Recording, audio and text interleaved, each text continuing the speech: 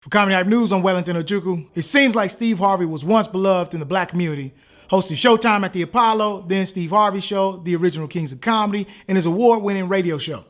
He wasn't just Steve Harvey, he was Uncle Steve.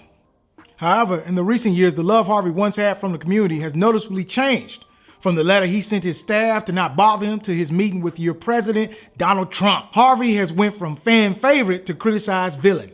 We here at Comedy Hype took a look at why Steve Harvey became hated. The early signs on when people started to feel unsure about Harvey dates back to 2003, when Harvey allegedly tried to steal Bernie Mac's role in Ocean's 11. The movie was a good look for Bernie, introducing him to the mainstream audience, starring alongside George Clooney, Brad Pitt, Matt Damon, and a few others.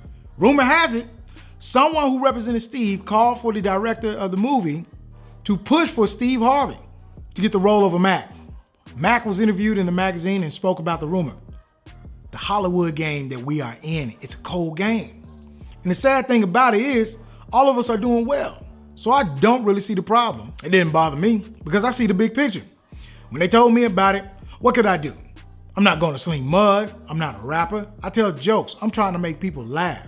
Steve and anybody else can say whatever they want to say. Ain't nobody got control over me. I have the control. When Harvey heard what was said about him, he said, I was upset at first because it just wasn't true. Me and Bernie had a lot of good times together. And then this article in GQ came out and put all this vicious stuff in there. B said he never said it. I had to take his word for it. Whether or not this incident actually happened, both Cedric the Entertainer and D.L. Hughley have both admitted that there was beef between the two, which prevented a Kings of Comedy tour reunion from happening. This rubbed comedy fans the wrong way because it made Steve look like the bad guy who was holding everything up, and it let everyone know that Harvey was willing to backstab his own friends if a good role came along. And for Steve being at odds with Bernie Mac, who at the time was considered a fan favorite, would push Steve towards being disliked. I mean, Steve, what were you gonna do with the role? Hey, Brad Pitt, always bet on black. Outside of stand-up, Steve would find himself as a relationship guru, and his marriage advice at times would rub many the wrong way. The man has been married 3 times, divorced twice, but released a best-selling book on relationships and produced 2 movies based on that book. Because of this, many think Harvey isn't suited to give advice on the topic of relationships. Back in January 2011, one of Harvey's ex-wives, Mary Lee Harvey, went online and revealed how hurt she was that Steve was able to move on from their relationship so quickly. He turned my son against me, had me evicted from our house, thrown out. All the businesses, all the money, the cars, at the moment where I was down and devastated, he maneuvered everything. He manipulated the courts and everything against me. He went to court and under oath said that on his own, he built this whole thing by himself. And I just sat at the table and cried through the whole thing.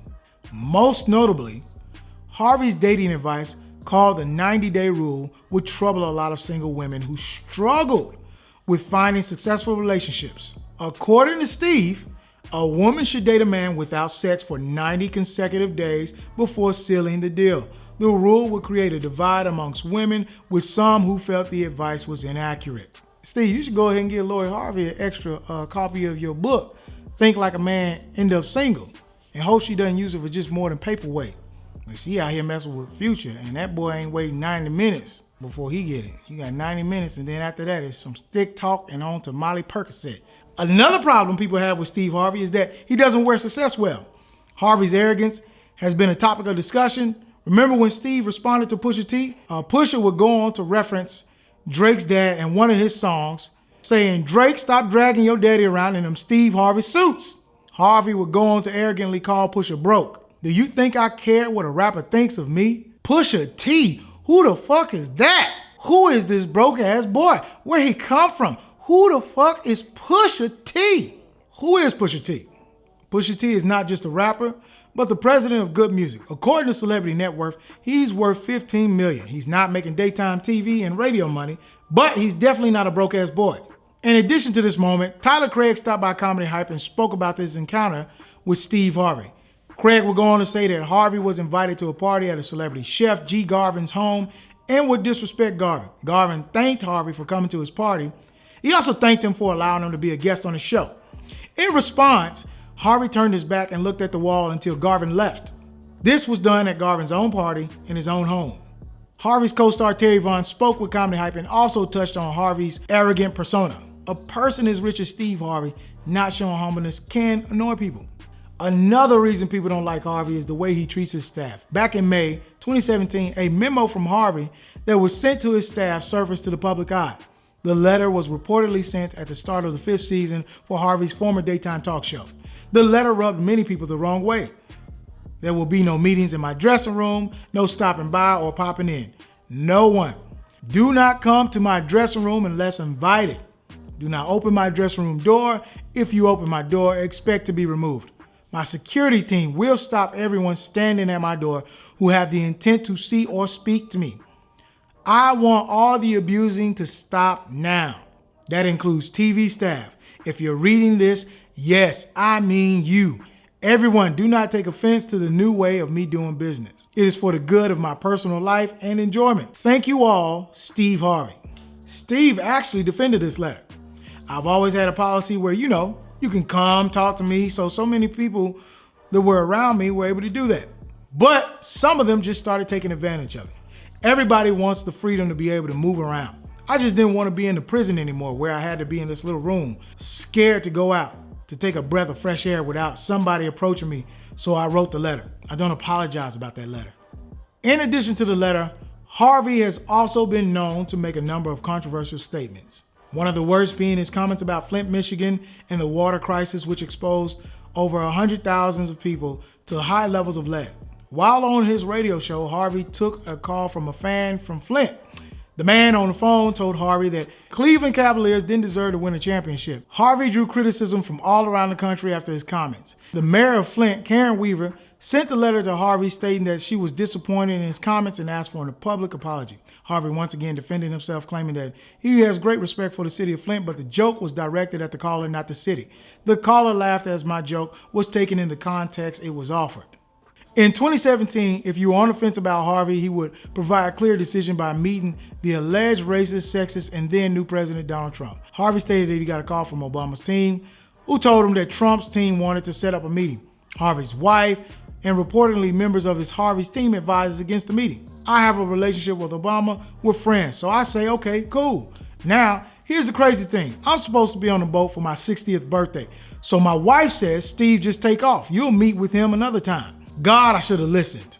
Harvey said he was called all kind of names, from a coon to Uncle Tom to Moon Cricket, Lemony Snickets, Jiminy Cricket. And sometime later, he too would have realized that the meeting with Trump was a mistake, as his show ratings would take a dive. Meeting with Donald Trump was the worst mistake of my life. I should have never gone up there. The final nail in the coffin when it comes to Harvey was the conversation he had with Monique on his talk show back in February 2019 about integrity versus money. We fighting two wars here.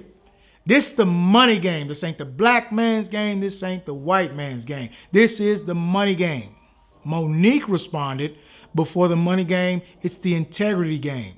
Monique said when she heard Steve go on the air and say, my sister burnt too many bridges and there's nothing I can do for her now. She was hurt. Harvey told Monique that she went about her boycott of Netflix the wrong way. Both Harvey and Monique got a chance to speak on their differences, but nothing was resolved because of it. Once again, Harvey got a lot of criticism based on his comment, and many coming from the black community. They felt Harvey sold out and picked money over integrity. Harvey would go on to preach, the best thing you can do for poor people is not be one of them. And we black out here. We can't come out here and do it any kind of way. Both statements would go on to rub viewers the wrong way. Harvey, once loved infinitely by the black community, constantly producing work for us, hosting BET Awards, appearing in movies like Love Don't Cost a Thing, The Johnson Family Vacation, and Fighting Temptations. Who would have thought Steve's loyalty to the black community would be in question? Stay up to date with the latest news in comedy by subscribing here to our YouTube channel and follow Comedy Hype across all social media. For Comedy Hype News, I'm Wellington Ojukwu.